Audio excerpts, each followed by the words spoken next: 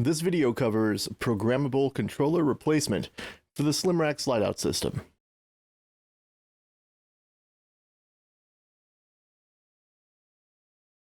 The tools required to perform this procedure include a cordless drill and bits appropriate for the hardware found in your installation.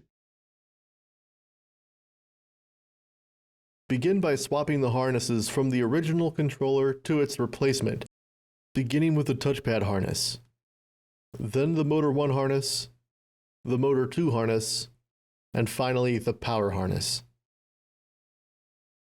Remove the screws on the controller using your cordless drill. Mount the replacement controller to the pre-existing holes in the wall using 4 screws and your cordless drill.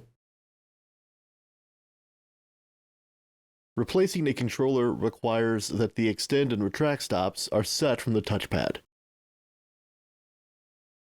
Remove the screws attaching the touchpad to the wall, and remove it to access its controller buttons located on its reverse side.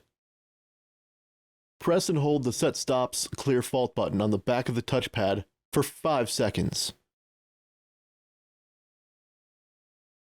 The LED will begin flashing, and the red LED will remain lit. Set the retract stops by pressing and holding motors 1 and 2 buttons and the in button until the room has about 50% exterior bulb seal compression when retracted. Press and release the Set Stops Clear Fault button to save the retracted in stop position. Set the extend stop by pressing and holding motors 1 and 2 buttons and out buttons until the room has extended.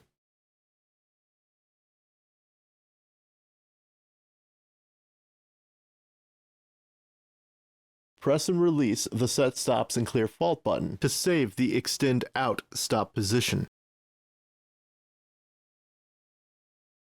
Remount the touch panel to the wall using your screws and cordless drill to complete the controller replacement procedure.